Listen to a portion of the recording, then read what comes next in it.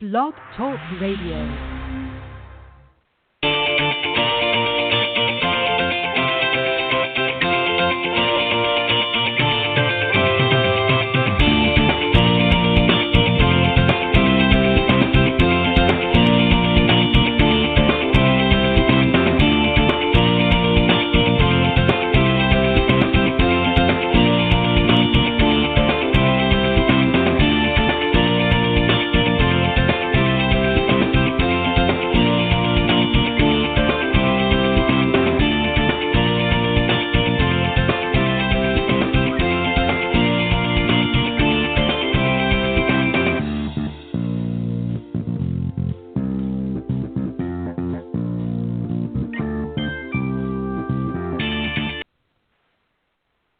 All right, good evening, everybody, and welcome to Golf Talk Live. I'm your host, Ted Odorico, and we're starting a brand new season here on the show. Of course, always excited to be on air, and took a little bit of a hiatus from just before Christmas in 2017, just a little bit of a break so I could get ready for this season, but glad to be back on the air. In fact, actually, I was on the air this past Tuesday on the other program that I host, the Women of Golf show every Tuesday morning from 9 to 10 a.m. Eastern Standard Time, of course, with my good friend and co-host, LPGA professional Cindy Miller. So if you didn't hear that, I'll tell you how you can tune in and listen to the archive or the recorded version if you were not able to join us live this week. But so this is actually my second official broadcast of 2018. My first one, of course, was this past Tuesday.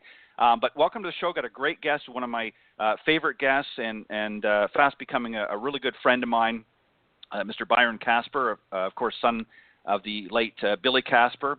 He's a professional golfer and has been a member of the International PGA since 1997, and also was the co-founder of the Billy Casper Golf Schools and Academies, and fairly new, but he's now the National Golf Ambassador for a great organization called Links to Freedom. So we're going to talk a little bit about that when I bring him out here in just a few moments. But let me remind everybody, of course, we are live on Thursday evenings from 6 to 8 p.m. Central or 7 to 9 p.m.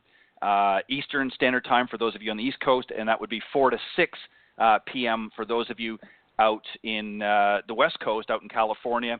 And the time zones in between, of course, you'll have to figure that one out yourself. But anyways, thanks for joining us here live on the broadcast. Quickest way to find us, of course, is go to blogtalkradio.com, and up in the search key you can type Golf Talk Live, and that will bring you to the main page. And as I said, we are live Thursday evenings. But for some reason, if you can't join us live, not to worry, just visit that link at any time after tonight's broadcast, and just scroll down. You'll find the on-demand section, and you'll see all of the previously aired shows, including tonight's, will be there front and center. If you prefer to listen on a different media platform, you're welcome to listen at iTunes.com, Stitcher.com, or now TuneIn.com. Or if that's one of your preferred listening venues, you're welcome to go there. And again, just type in Golf Talk Live under the podcast section, and you'll be able to pick it up there as well. But we're glad, for those of you tuning in live, we're glad that you're doing so. And if you want to call in anytime during the live broadcast and speak with either myself or any of the guests, you're welcome to do so by calling area code 646-716-4667. Or if you can email any questions or comments to me about the show to ted.golftalklive@gmail.com. And also, if you're somebody in the golf profession, you don't necessarily have to be a teacher or a coach. Maybe you are an entrepreneur, or maybe you've written a great golf book that you'd like to share with the audience. By all means, feel free to reach out to me personally at, again, ted.golftalklive@gmail.com, and I'll certainly be more than happy to get you into the mix. Of course, all through social media, you can find me on my Facebook page, through Twitter. My Twitter handle is Ted and Buck CEO. CEO in capital letters, and also on Twitter under my personal name, and on Facebook as well on my personal name, and that's Ted Odorico. But thanks for joining us tonight, and don't forget, coming March 1st, we're just doing a few light programs, if you will, here for the next few weeks, but coming March 1st, we'll be bringing back, of course, one of my favorite segments, the Coach's Corner panel. Got everybody lined up. We've pretty much got the whole season booked already on the panel with some great professionals, many coming back again for second, third, even fourth years now, and some new ones along the way as well. So make sure you tune in for that. So that's going to be beginning March 1st. We'll be bringing back the Coach's Corner panel, and then, of course, that will follow with a great interview with my very special guest of whatever particular evening it is. But March 1st, as I said, Coach's Corner will be coming back to the program, so make sure that you put that date on your calendar as well. As I said, I've got a great friend of mine who's going to be joining me here, and I'm really excited to have him, and I wanted to choose him really to start the new year off well. As I said, we communicate quite a bit off air over the year, and really enjoy talking with him, not just about golf, but a lot of other personal things as well. It's always nice to have a good friend or buddy, if you will, and it just happens we both have a passion for the game, and we've become very, very good friends since I originally interviewed his father a number of years ago, and of course I've had him many times as well. So let me bring him out. I've already given you a little bit of background, and then we'll have a great conversation. So my friend Byron, welcome to Golf Talk Live for the first show of 2018. Well, I guess the best thing for me to say is Happy New Year, Ted. I'm excited to be here. Well, I appreciate it as always, Byron. And we've developed, I think, a pretty good friendship over the last several years, and we both, as I said, share a passion for this game. And I couldn't think of a better way to start the 2018 season than having you as my first guest of the year. So we're not going to do this, obviously, the full 2-hour show tonight, Byron, but we'll squeeze a little bit more than an hour in. I'm sure we can find lots to talk about. I know you've got some new exciting things that you want to share, and we'll do a little reminiscing as well. So let's start there first. Let's talk about your dad. It's been now a couple of years since he's passed. And I know as not only yourself, 3 years misses him. I know a lot that your family. 3 year now. Wow. Let's talk a little bit about him for those that maybe have been living under a rock for the last 30, 40 years and maybe aren't familiar. Explain a little bit who Billy Casper was. Obviously, he was your father, but just for the new listeners out there, just explain a little bit who he was for those that may not know him. Yeah, of course. Well, I'm privileged to have a father that was a dad as well as an incredible golfer. He was my hero from the moment that I knew what a hero was, because he was larger than life, and he had as much time as anybody else for his kids and his friends and family. But his career was nothing short of ordinary. Extraordinary, because you're talking about a young boy who didn't even have shoes until he was 6 years old. And if you look at his starting point in life, and you look at where he ended with 70-plus grandkids and great-grandkids, with a status of being in the top 10 of the all-time great golfers, his PGA Tour record alone puts him number 7 in the world for the most victories. He's got records with the Ryder Cup.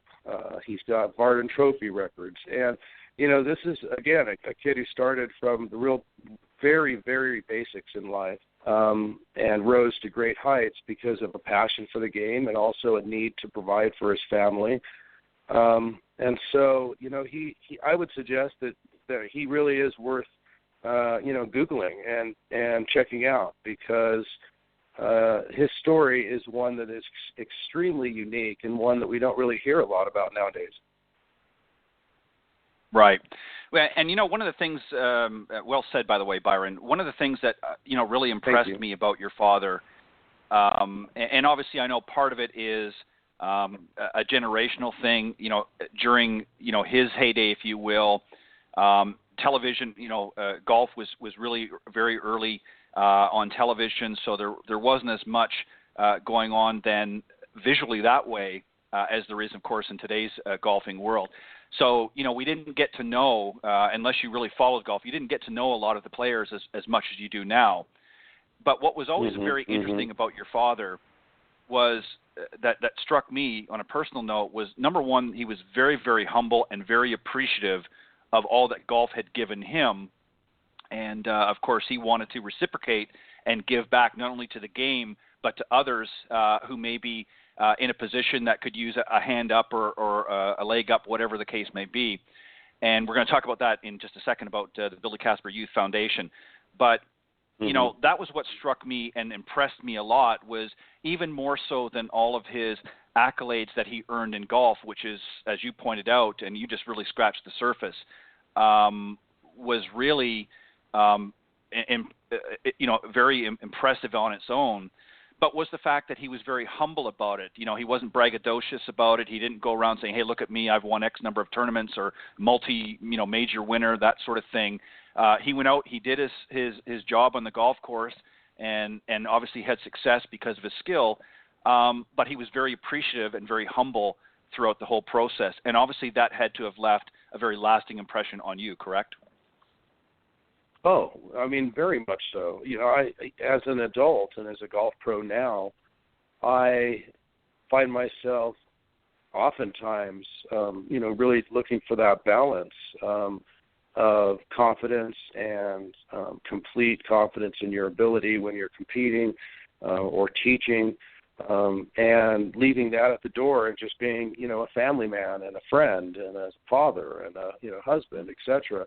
My dad set the ultimate example for me, and I think for a lot of people, in that he always had time for those around him. And, I'll share a quick story about a senior tour player by the name of Horace Brown. And he's comes from a fairly well-known family in San Diego, an African-American young man. I say young man, he's about 5 or 6 years older than me. But the story that he told me 3 years ago, surprised me, but it shows what my dad was like all the way back in 1973. And that was when he was at the San Diego Open. Horace was 6, 7 years old. And as my dad was walking on Saturday to the tee box, he noticed Horace standing all alone, and he put his arm around his shoulders and said, "Hey, kid, looks like you need a hot dog." And went and bought him a hot dog, talked to him for a couple minutes, signed his hat, and then went off to the first tee. Now, how many pros do you know that would do that in the middle of a tournament? I don't know very many at all. So, to me, that just kind of reconfirmed, I guess, the man that my dad has always been. He's always been a great golfer since he turned pro, but he's always been a great man with plenty of time for those around him. And so that's something I certainly take an example from in a big way. Yeah, and interesting enough, I guarantee it, and I'm sure you can vouch for this because I know that I've seen many posts and that through social media with you and Horace together, so I know that you communicate with him. I can guarantee you, if you were to ask him that question about that particular moment in his life, especially as a youngster, I guarantee that stuck out with him even to this day.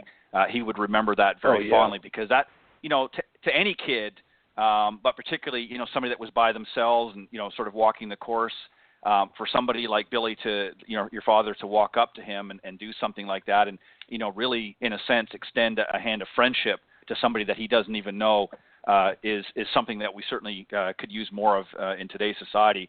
So that, again, just attests to the character that your father and the legacy that he's left, in my opinion, is even bigger and greater than all of the trophies that he's accumulated over the years. It just shows you, as you said, the type of man that he was, and I think that's why he's very sorely missed. But I want to talk a little bit too, if we can, just for a moment, because I know that you're going to be the family's going to be gearing up for his tournament here in a few months, which obviously is designed to generate money for his foundation, the Billy Casper Youth Foundation, or Billy's Kids, as it's often referred to. And this is actually a foundation that both your father Billy and your mother Shirley put together to help out local high school initially, and has gone on to just grow and grow and grow. That was something. Talk a little bit about that as well, how important that was for him and that foundation, and why he sort of decided to do that. Yeah, I'll point out two things. The first is that, it's the Billy Casper Youth Foundation. It was originally started to help out a local high school in San Diego, help their music program and raise funds for their music program. And after the first year, my father and mother decided that it was such a success that they would really like to help as many kids around the country that they could. And so they created the Billy Casper Golf Classic. It's held the first week in May at the San Diego Country Club, which is a beautiful, wonderful course that people will remember for the U.S. Women's Amateur recently.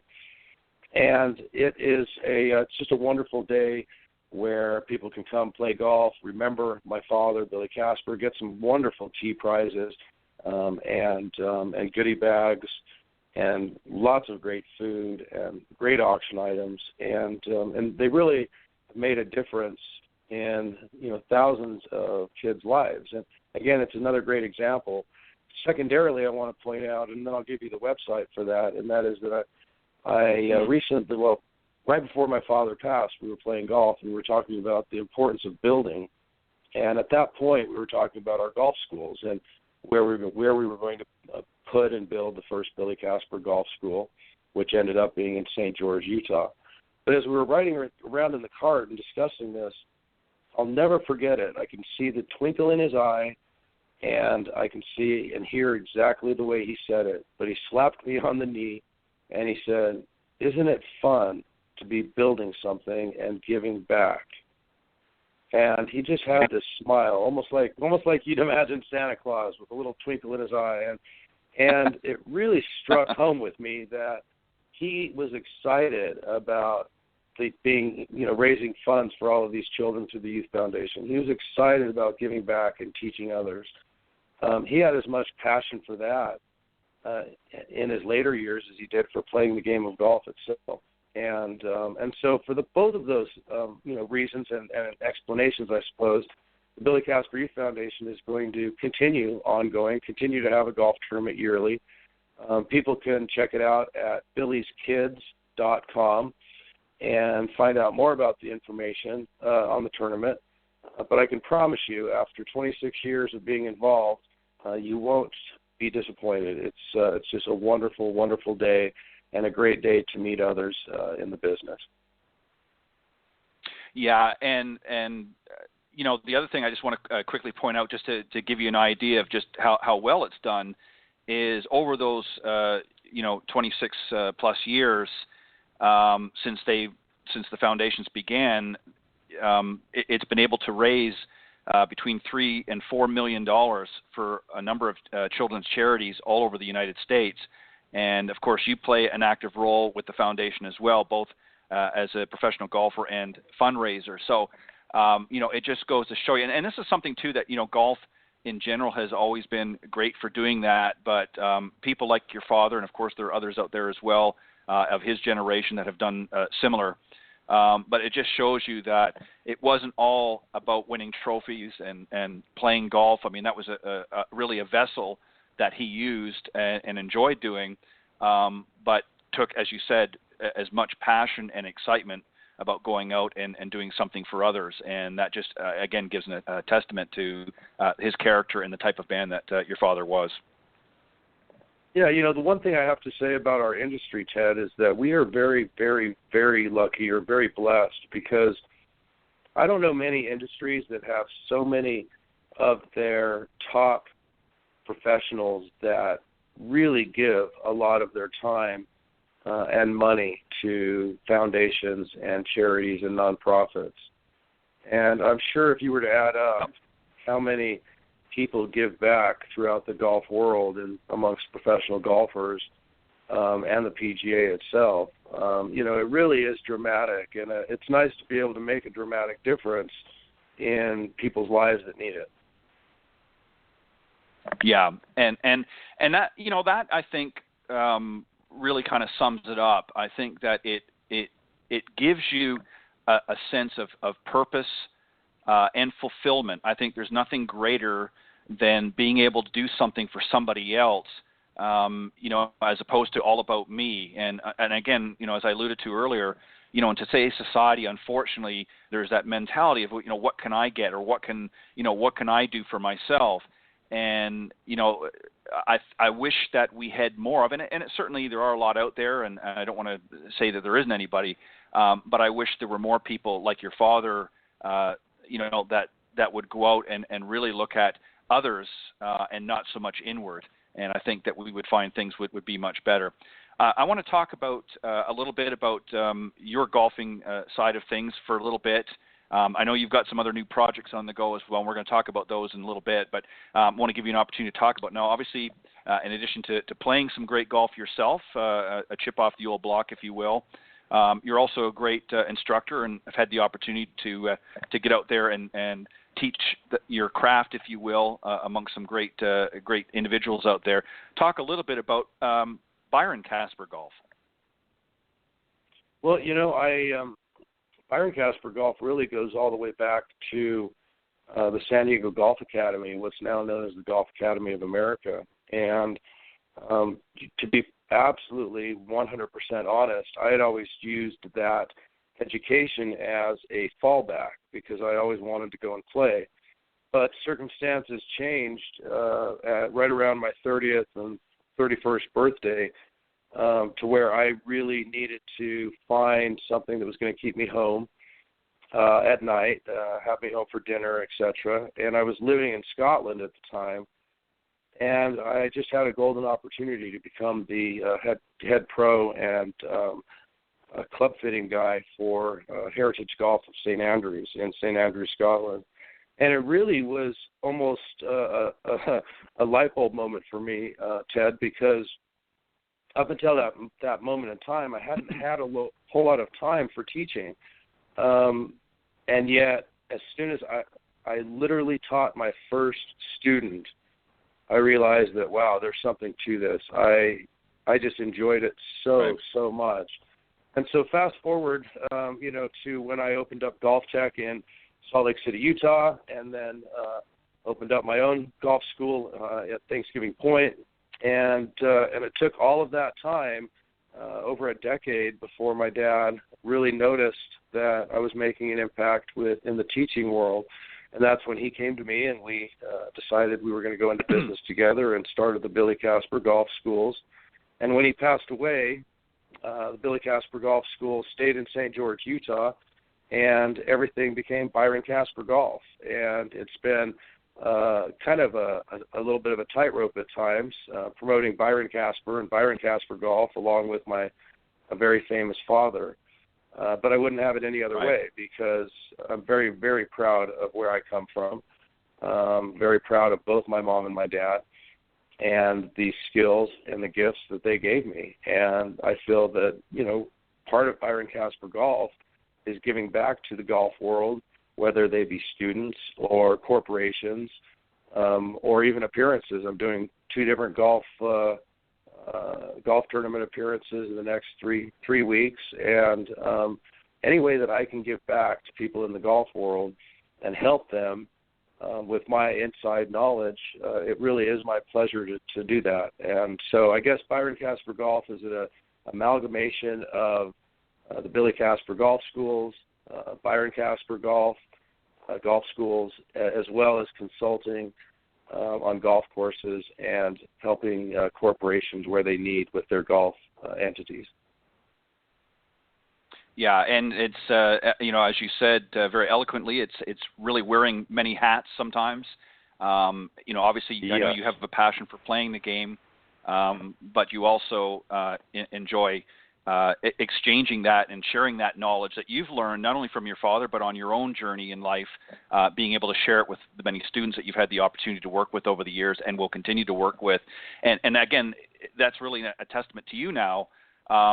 Something that you've learned besides the game from your father is a willingness and an eagerness to give back to others and share the knowledge that you've learned over your time thus far, and continue to learn, and being able to share that and pass that legacy on, if you will. And I have no doubt that I'm sure your father, looking down, is very, very proud of his son for all of not only the accomplishments but just the man that you've become. So kudos, my friend, to all that you're doing and continue to do. Well, thanks, Ted. There's also an addition. Sorry, go ahead. Yep. No, I just wanted to say thank you, and also wanted to just say that, it really is, I think if the one thing that I had to say that set me apart from most people in golf is that I have the best of both worlds. I know what it's like to stand on a driving range and teach, because I love it and have a passion for it. But I also know what it's like to caddy on the tour for a famous father and see that side and that level of golf. And so I think that, I'm very blessed, and I want to make sure and say that I am very blessed to be able to have both of those sides to what I can offer. So thank you for pointing that out. Yeah. And also, too, let's give credit where credit is due. Your mother also has had a hand in this as well. I mean, she's been very supportive over the years of obviously your father, Billy, but you as well, and continues to be an integral part of your life. And, she's done so many things behind the scenes that have helped you to grow and nurture into, to the young man that you are now. 100%. Absolutely. Yeah, so we have to give a shout out to Shirley Casper for all of her efforts and hard work and helping to grow the Casper family. And so thank you for all that you do as well. Real quick? Sure. Yeah, you certainly can. Yeah, can I say this about her real quick? The one thing about my mom, and my dad would have, gone on for a long time about how wonderful she is, and she really is, one of the most brilliant women that I've ever met. What she's juggled is 11 kids, a famous husband, and a youth foundation, and then her own life. And so I think that would be impressive, in any respect. But the one thing that I want to say more than anything is that my mom gave my father the ability to go out and do what he did best. And that really sums it up. Without her, he wouldn't have had the ability to go out and play golf and not worry about anything going on at home. And so, kudos to partners who, keep the fort down, both in the sports world and military for that matter, that hold the fort at home while their partner's off doing what they have to do. Yeah, exactly. Well said, and a well-deserved praise for your mother. I had the pleasure, when I spoke with your dad, and he did very fondly speak of course, his wife and all of the things that she had done over the years to not only encourage, but to just be there and be supportive, and in all of his endeavors, and was an integral part in helping him achieve the many goals and things that he did. It wasn't all just him out in the golf course. It is a partnership and a teamwork, if you will, each playing their own part, but nevertheless it's a partnership, and obviously he was very grateful and proud and honored to be alongside her for so many years. And I'm sure that she felt the same way as well. I want to move on to something that I know that I mentioned in the opening credits, of course, Links to Freedom, and we're going to talk a little bit about that. But just before I let you say a few things about it, I want to just read something out that you had sent me, so that people have just a little bit of understanding what Links to Freedom is, and then I'll give the website, and then I'll let you expand on that. Links to Freedom is a golf rehabilitation program using golf to help, of course, our wounded military, both active and vets. It was started by Lieutenant Colonel Rob Kuhn and Steve Greiner, who is also a PGA professional, to help the soldiers recoup after being injured. It has grown to 4 states in the last 2 years, including Maryland, Virginia, Utah, California. And you, Byron, of course, are the U.S. Golf Ambassador of Links to Freedom, and also the director of the San Diego chapter. So let's talk a little bit about that. How did that come about for you? And maybe you can tell a little bit more about specifically what the organization does. And let me first say, and I'll give this to you now, but for those of you listening to the show, don't go to the website quite yet. Wait till the show is over and do that. But the website link is linkstofreedom.org, www.linkstofreedom.org. And I'll give that out again a little bit later on the broadcast. But hold off from going there right now. You can go after the show and check it out.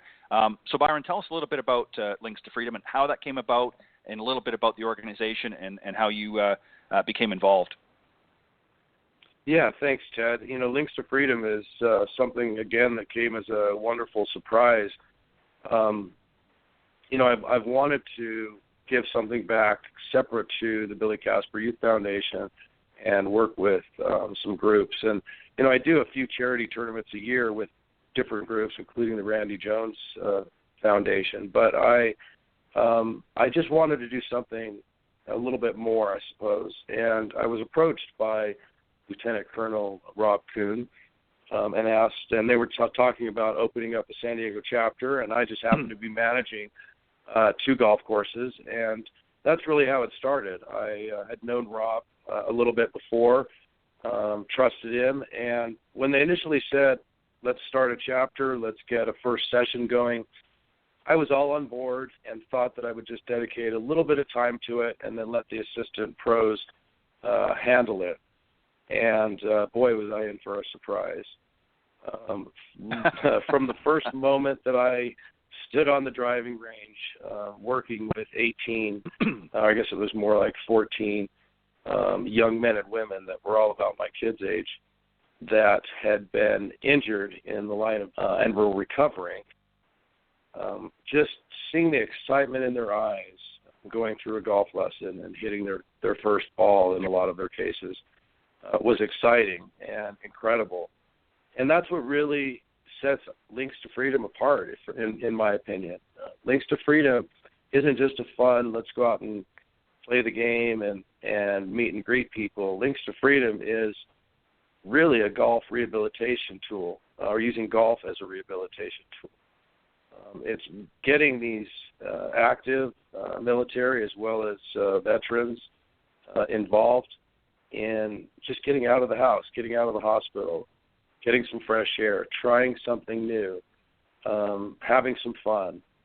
And right before Christmas, I had a wonderful experience where a young sergeant, as he was hitting balls, looked over at me and said, he goes, when I'm hitting balls, I'm not thinking about painkillers. I'm not thinking about how sorry my life is. I'm just having fun. Thank you so much. And then as an afterthought, he said, I wish my kid could see me right now. And you know what? It just felt like somebody had taken my heart and tripled it in size. And I was so excited to be able to make a difference in his life. And, golf is not, brain surgery, but it is a very, very good tool to help rehabilitate in a slow way with proper instruction, as well as create confidence in their ability to get out and be around people and not only socialize, but again, try something new. So I'm a huge, huge fan of Links to Freedom. As you said, I'm the director of the San Diego chapter. We have sessions starting again this year in March. And we have 4 going on in 4 different states right now. And we hope to grow, over the coming years and help many, many more people. Yeah, and what a great honor to be involved with an organization like that. Byron, I know over the years since doing this program, I've had the opportunity to speak with a few individuals who served in the military and have some way gotten involved in golf, and both would attest to exactly what you just talked about, how therapeutic it's been not only for them but for many of the other veterans. I think one of the difficulties, and I'm sure that the founders of Links to Freedom would concur with this, but both Rob and Steve would probably concur, that one of the difficulties for a lot of the veterans coming back, and even those that have been back for many, many years from earlier deployments, is that sort of re-engagement back into what we would call traditional society. I mean, they've been over-serving for many, many years, many deployments, that sort of thing. And, they are sometimes asked to do things that are very, very difficult, very stressful. So when they come back and that element has now been removed, sometimes it's been a struggle for them to integrate. So really what you're able to do, and we're going to get some additional help in answering this question, because I see that we've got another guest that's going to be joining us, Steve Greiner, one of the founders of Links to Freedom. So let me bring him on, and I'm sure he's going to do a better job than I will of explaining really what the program is About and how it's helped many of the veterans coming back. So let me bring on Steve Greiner, is one of the founders of Links to Freedom. Good evening, Steve, and welcome to Golf Talk Live.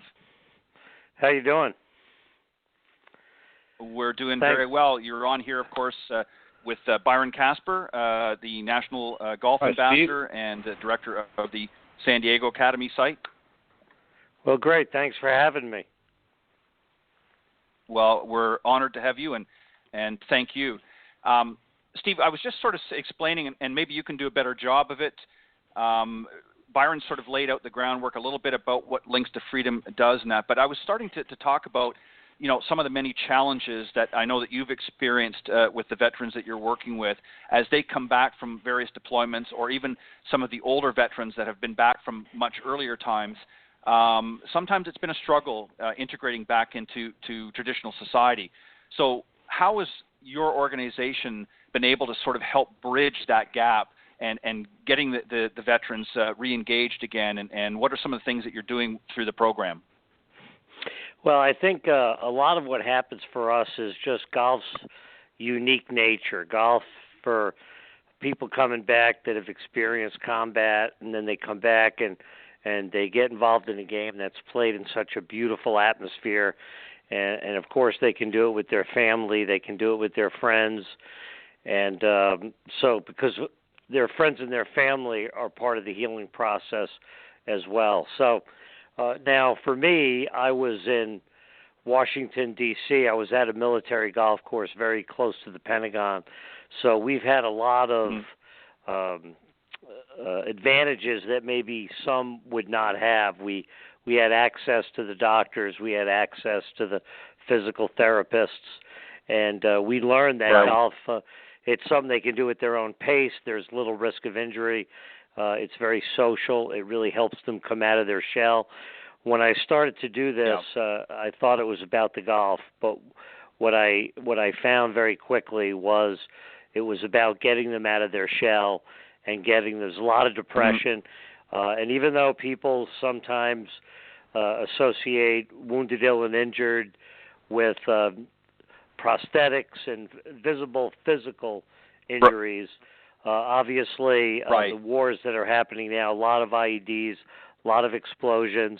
Their equipment protects them to some degree, but that explosion causes, traumatic brain injury, and then you have post-traumatic stress with that, and then you have a lot of depression. You have that's where all the things come in with suicide and everything that you read about. So, for golf, I'm just amazed at how good. Now, the goal is really, it becomes a tool, golf. Now, any activity, because their therapy is going to be long-term. The healing process isn't, I come back and I'm in the hospital and boom. They need something that's going to last a lifetime. A lot of the people still committing suicide are from Vietnam, as I understand it. So, and now you have the signature to the latest wars that we've been involved in is that traumatic brain injury and with post-traumatic stress. So, how many years will this go on for with the thousands of veterans that we have? So golf's perfect, and we want them to do anything that gets them, out of their dark place, out of their house. Self-medicating is a big issue, and I don't profess I didn't serve in combat. I have been allowed into their world probably about as much as people are allowed. That's something that they've been through. It's hard for me to even relate. I can't imagine. But I've gotten to know, being in Washington, many people that lost comrades, lost buddies in their unit that were killed, and 3 people in our program since I've started it. We started back in, I guess, formally around 08 or 09. I was even helping guys before that, and 3 people in our program attempted suicide, and 1 did. So we assist in rehabilitation. We're not doctors, but we offer a really strong support group with golf's very unique benefits. Anything from jobs to helping with finances, raising money for kids' educations, to the coaching and the mentoring that golf professionals are highly trained for and so good at. So hopefully that gives you an idea of what I've experienced in the years that I've been doing this. Yeah, you said it perfectly. And and Steve, by all means, correct me if I'm wrong, but yeah, that was well said. What I think too that a lot of people don't understand, you talked about some of the physical injuries that many of the veterans, both in past deployments and obviously more current deployments, experience are much easier to overcome the physical deficiencies that they may have experienced through injury than it is through the post-traumatic stress. And I think the other thing, as I said, that golf is allowing you to do, the tool, as you said, is allowing them to bridge that gap. Because one of the things that I've heard, I've spoken to many veterans since they've come back. We have an organization locally here in Panama City Beach, Florida, that reaches out to many of the veterans and that. And, one of the things that I've heard them say as well is that when they come back, because during their deployments, they are engaged in so many day-to-day and hour-to-hour challenges that when they come back, that element has been removed and they don't feel engaged, they don't feel stimulated or challenged. So I think what golf has done is, as you know, and Byron, we know as golf professionals, that golf allows you to be challenged when you're out in the course. It causes you have to think. It's not just hitting a ball around the golf course. I mean, there's obstacles there. You've got bunkers and water hazards and so forth. So, you have to sometimes navigate that. And as you said, it's not just sort of coming back and that's it. They're now being re-engaged in a new way, in a way that's helping them therapeutically sort of transition back into civilian life. For those that maybe are no longer in the military and have served their time and now want to move forward in a different area in their life. So it sounds to me, and as you also said, Steve, that you've got other things available through the program in addition to the golf instruction and playing and that sort of thing, as you're helping in financial needs and medical needs, and also extending it to their families as well. So it's not just about the individuals that have served, but it's also about the whole family unit, because they all have to heal together. It's not just the one individual, because the family is affected, when their loved one comes back from a deployment. So kudos, Steve, to you and Rob for putting this organization together. And I have a question for you, and Byron, by all means, I want you to chime in as well. If there are other professionals, obviously you want to continue and expand. You're in 4 states right now. If somebody listening to the program that's maybe in the golf industry would be interested in somehow developing part of the Links to Freedom organization, maybe in a different state, how would they go about doing that, and what are you looking for? What specifically are you looking for in their way of assisting you? Well, if someone's interested in supporting us, that each location could have different needs. So, and in fact, we're slated to phase in 3 additional states this year. So by the end of 2018, if all goes well, we'll be up to 7 or more locations. So we do have a website, linkstofreedom.org. Byron may have mentioned that. And yes, they can go through linkstofreedom.org and get my email or Rob's email and contact us because a lot of what we need is funding, like a lot of charities and a lot of good programs for the military. We're all trying to raise the funds to make these programs available, as opposed to them all being done through the military or through the government or through the taxpayer. We're trying to do this, voluntarily with people that really care. And so a lot of it is funding, but in some places it's making sure we have enough golf equipment, making sure we have enough volunteers. Sometimes it's making sure we have enough pros. And so the needs can be different. If there was an area that doesn't have a program and they're interested maybe in having one, again, they could contact us through our website or my email is greiner@linkstofreedom.com, and we would help them because we do a lot in the years that I've been doing this. We have been contacted by others, and they may want a program, and we give them advice. So sometimes it works both ways, where we'll give them advice. We'll tell them, what we've experienced. One of the challenges is getting participants for the program. Now, we've been pretty good at it. However, we've been fortunate enough to be associated a lot with active duty warrior battalions and warrior units. But a lot of them get medically discharged, and now they're out there, and they're not under their commanders and the people in the military that were keeping an eye on them, and in some cases, their job was to get better so they can go back, hopefully, to their unit. Well, a lot of that is now gone. Yep.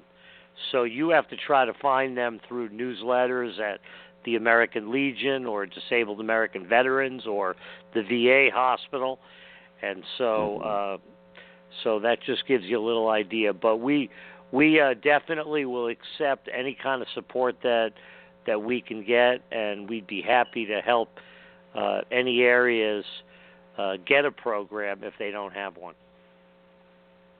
Perfect. Thank and you, as Steve. you already pointed out, that was perfect. Yeah, and also too, if they're interested, as you said, obviously there's funding challenges as well as to manpower and that. But they can go to the website and learn about that as well. If somebody's interested, maybe a corporate sponsor or a corporate donor, they can go to your website, Links to Freedom, and find out .org, about some of the opportunities if they want to, supply some funds to help with some of the equipment and some of the financial challenges that you face as well. Correct? Yeah, our programs are very volunteer, like a lot of groups that are doing no-cost programs. That would be 501 related or charitable related. They're very volunteer oriented, and I would add that a lot of companies today are encouraging, might even be associated with millennials, if you will, but a lot of companies and millennials like to get involved in the different causes, and so I've had a lot of corporations say that we want to get involved in, we would love to give you, a check and all that. But what we really want is we would like to offer our employees to get involved with your organization and come to the program and get involved in supporting, getting to know that particular person or people that are in the program. And so I'm really sensing this is a great time. It's very heartening to me, the level of support. Now, maybe being in Washington, so many are in the military, but I do travel a lot, and it is amazing to me how many people want to help. And I think it's wonderful. When I was, I'm 58, but when I was a kid, I don't know that a lot of that was maybe happening for the guys and gals from Vietnam, but maybe the mindset was a little different. I don't mean that critically, but today I just feel as though whatever people believe about whether we should or shouldn't be engaged in things, it's very heartening to me the open arms and the emotions and the willingness to volunteer and help. It's just been wonderful, and so but there's a lot of that where people just don't want to donate money. They actually want to help conduct the program. Yeah, and that's really something that's equally needed as well as to the funding. Well, Steve, I want to thank you for hopping on with us and talking a little bit in more detail about Links to Freedom, and I appreciate you doing that. And much continued success, and I will certainly do what I can to help spread the word and direct some traffic to your website and let those tuning into the program learn a little bit more. But I appreciate you coming on tonight, and I thank you for all of the hard work and helping the many men and women of the military. Thank you for your service. Yes, thank you for supporting us and give us an opportunity to tell our story, and best wishes. Thank you, Steve. Thank you very much, Steve. Take care. All right. Very interesting, Byron, the Links to Freedom organization, and I'll give that, I'll give that website out a little bit later before we close off tonight. But obviously this is something, just one of the ways that in addition to the many you're already doing, of giving back. And, just to add to what Steve was saying is, I think that what really helps and will help a lot of the veterans out there is to see that the community is embracing, and as, he pointed out, regardless of what you may feel personally about any particular deployment or not, these are still, men and women, sons and daughters and fathers and husbands and wives and neighbors, and it's important as communities that we reach out and offer, our service, if you will, in helping them transition back in and just coming back into the community and in some way. Yeah. And I think this is a great start. Yeah. So anything that you want to add? It's working with people in the local area. Yeah, I was just going to say that I think that that's key. I love the fact that the chapters are in areas where there is a large military population, and so there's a lot of people to help, and there's also a lot of support. So I think it's wonderful. Just to touch briefly on Links to Freedom, we have been working on a program called Links to Freedom Kids, because you pointed out, as well as Steve, that healing together as a family is so important, and so we have tentatively partnered up with the First Tee here in Utah to test out the first Links to Freedom Kids program, utilizing the First Tee instructors and curriculum. And so we're very excited to be testing that out here in Utah and hopefully rolling that out across the country.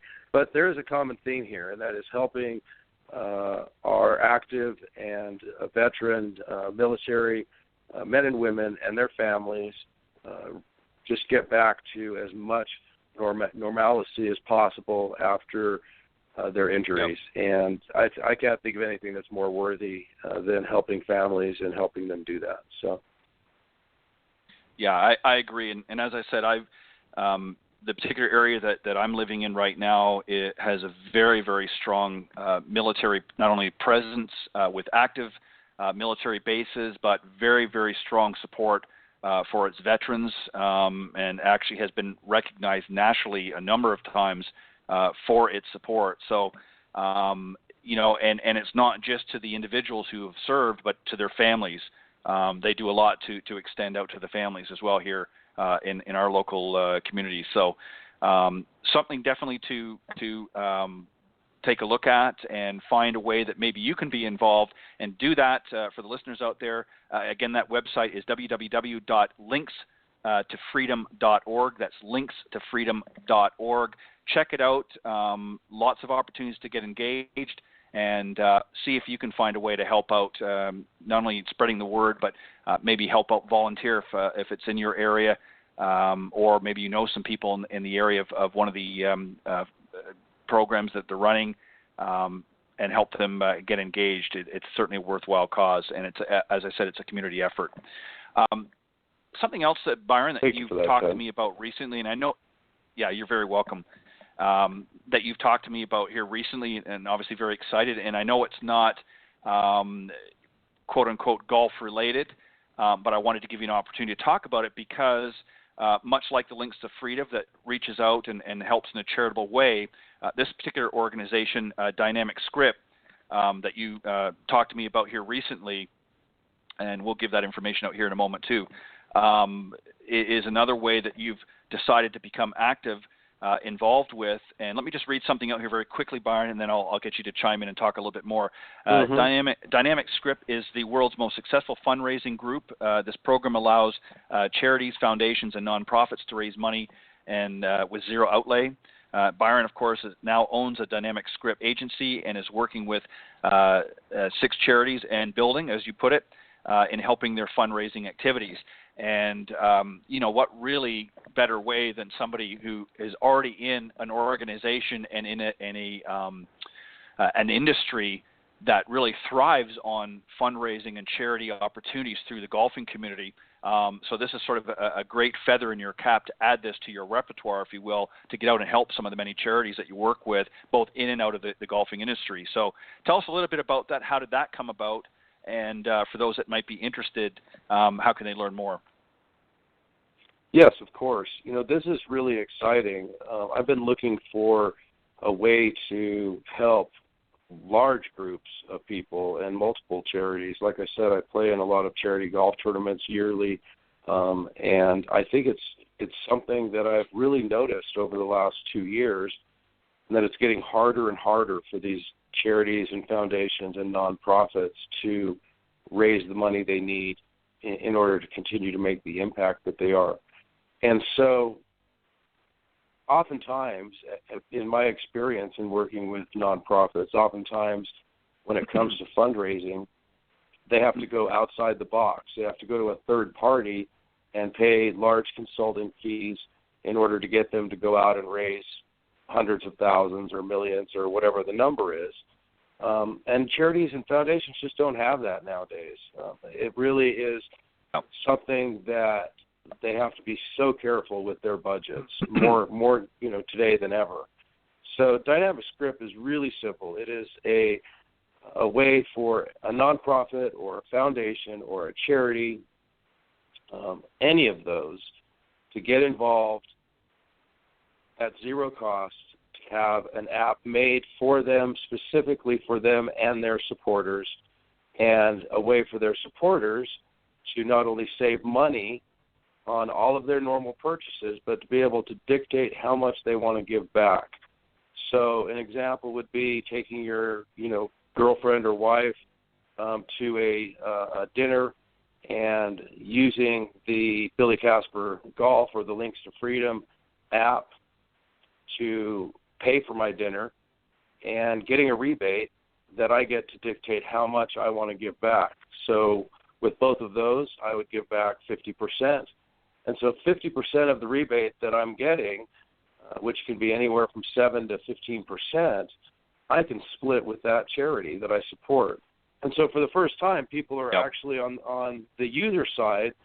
You can use services and shops that you would normally use and get a rebate and give back to your local or national charity, whichever one you want to support. So really it's giving back without having to give back. It's giving back from your rebates, and they add up over time. So I would just suggest that anybody that is interested, check out the link and then send me a message personally. I will guide them through it. If it's something that they're interested in, then I will get them in front of the right person, and they can go from there.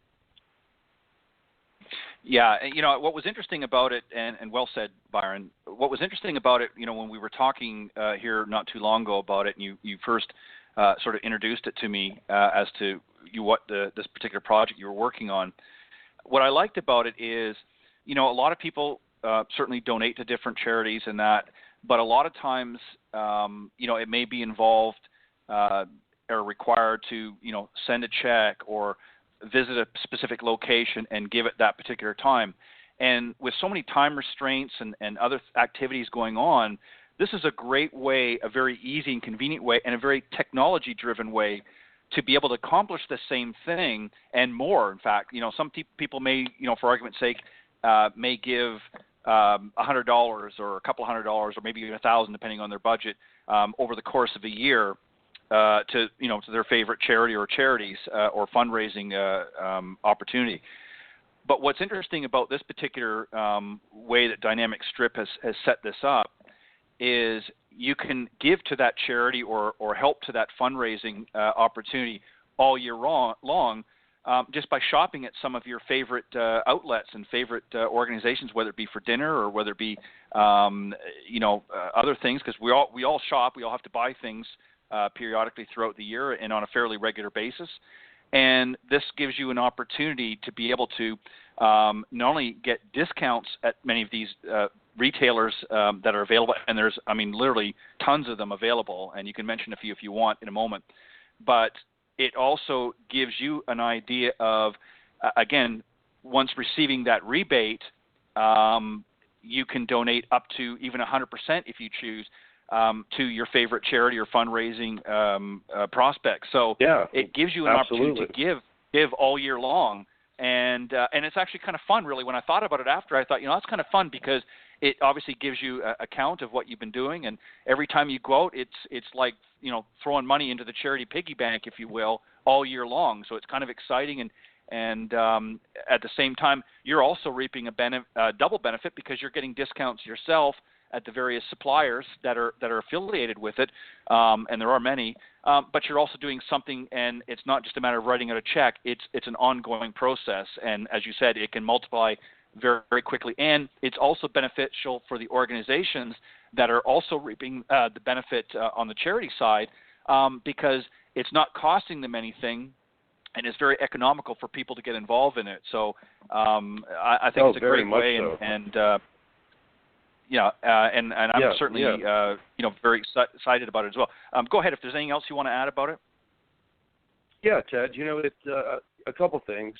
One is that it is a wonderful way for a foundation or charity or any nonprofit really to maximize the support with absolutely zero outlay. In other words, they don't have to spend any money out of their own pocket.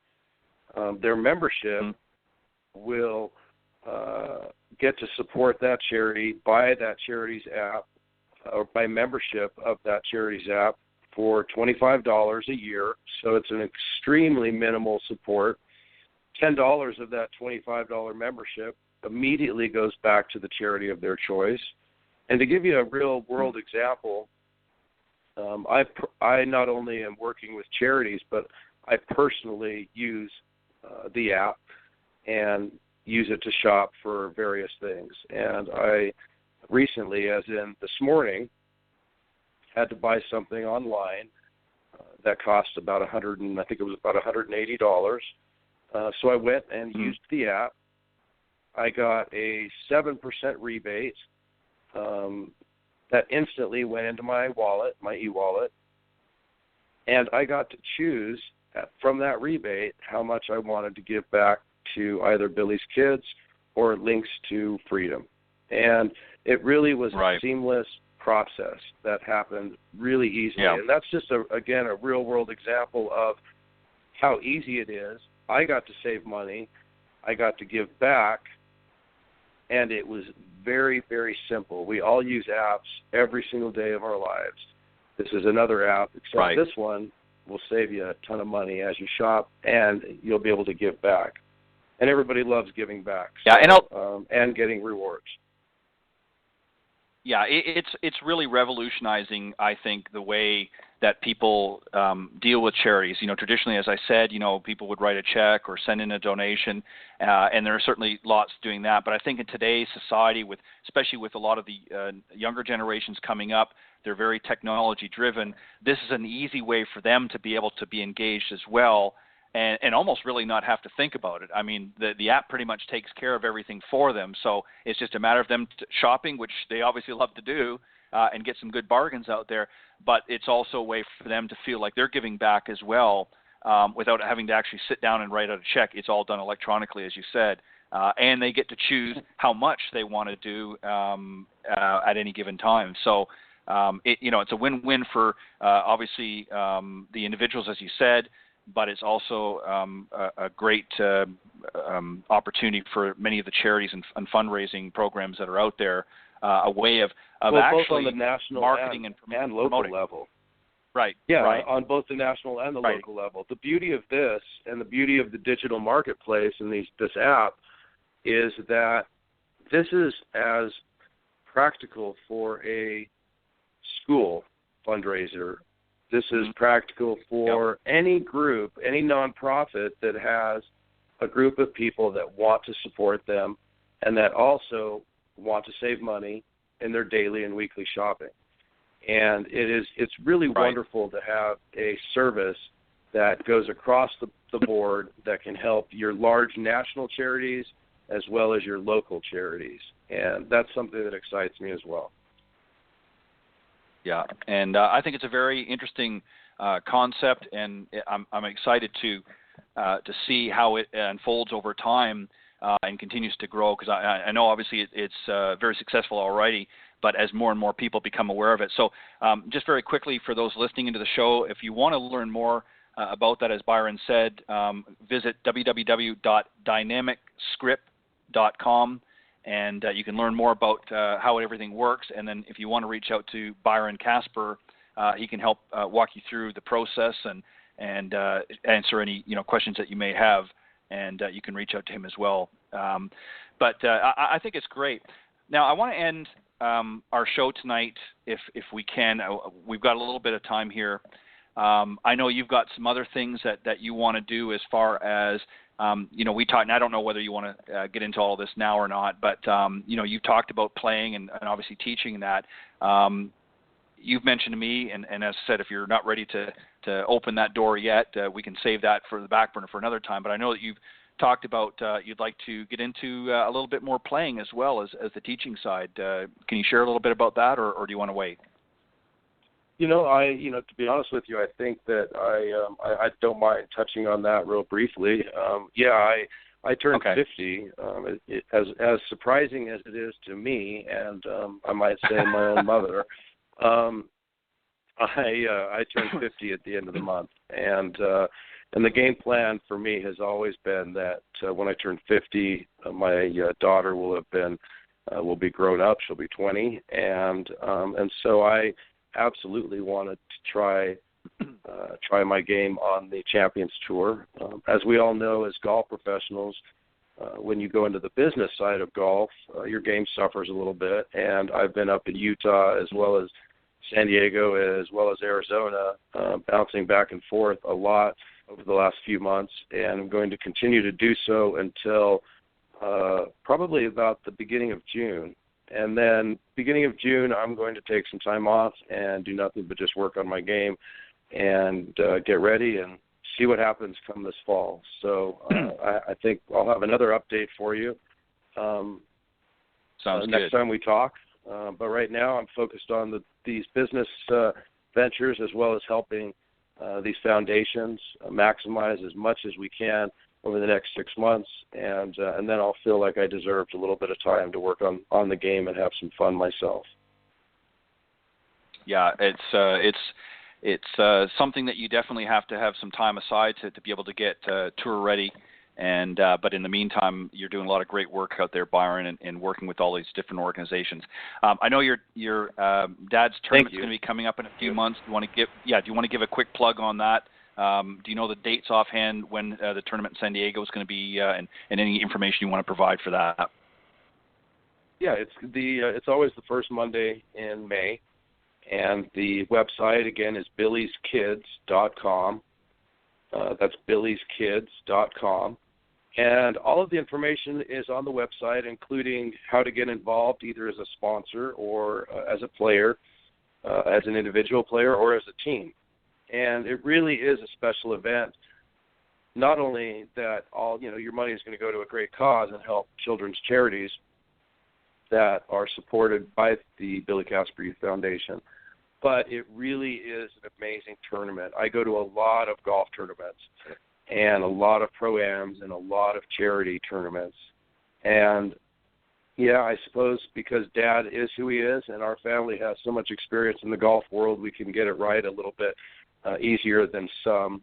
But the gifts you're going to get, right, the tee prizes, the people you're going to be around, the golf course you're going to play, the food you're going to eat, everything is just top-notch.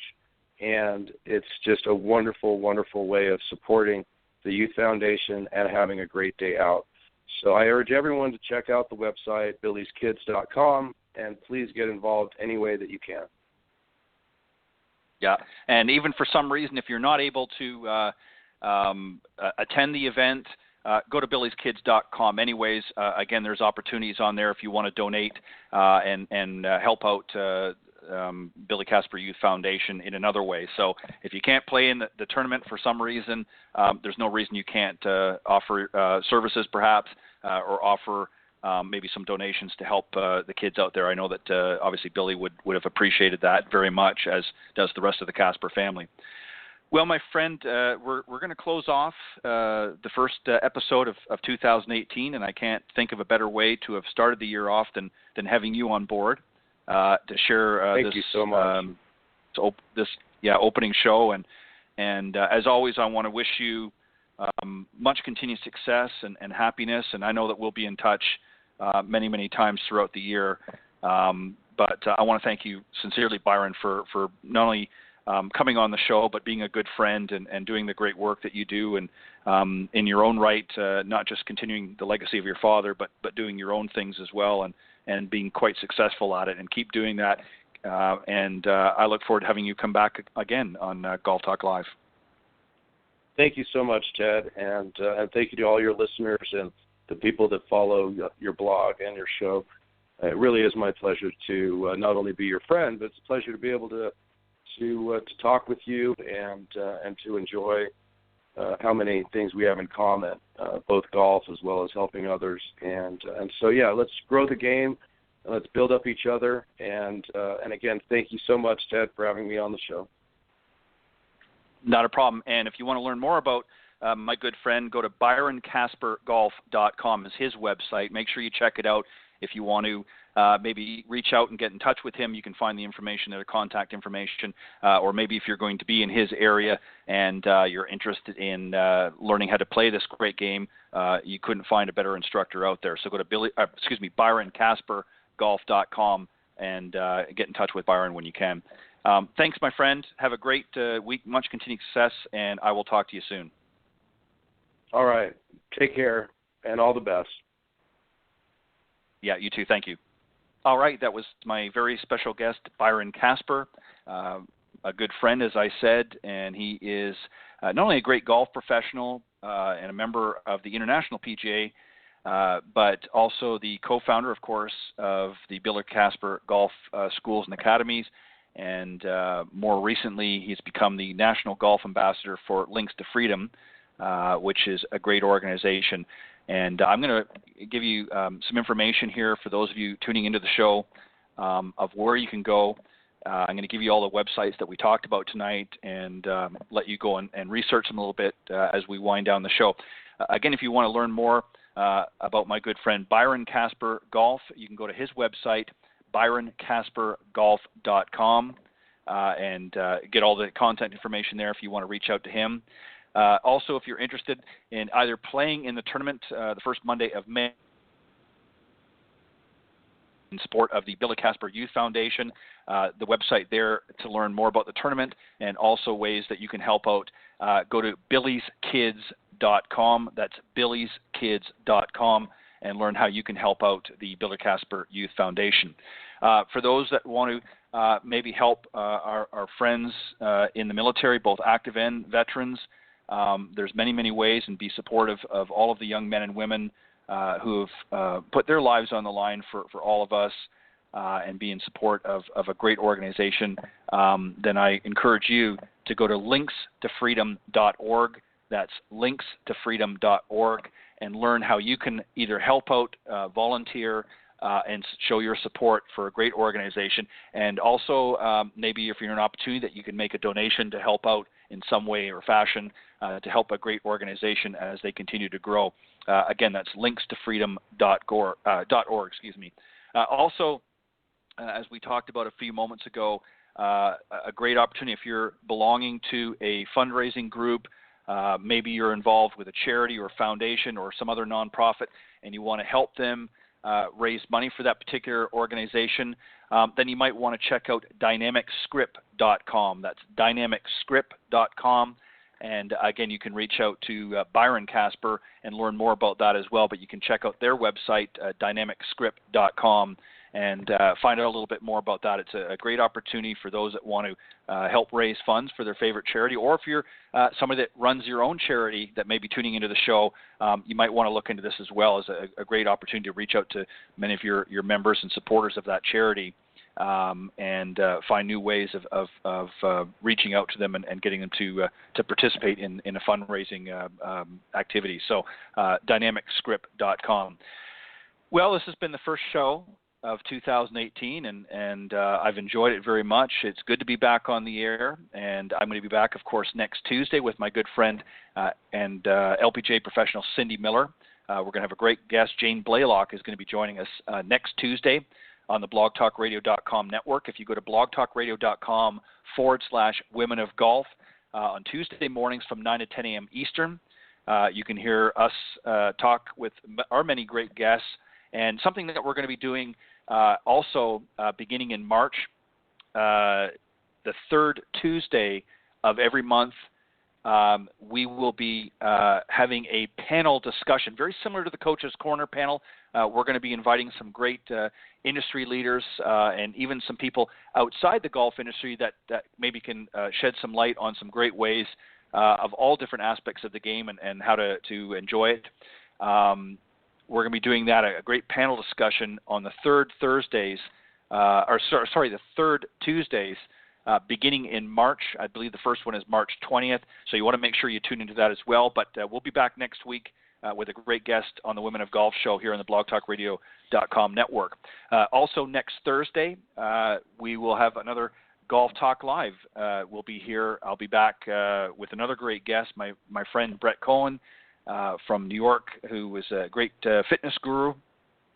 He did some very special guest spots on the Coach's Corner panel last year, and he's going to be helping me to start out a new program as well this year. So he's going to be coming on next Thursday, so you want to make sure you stay tuned.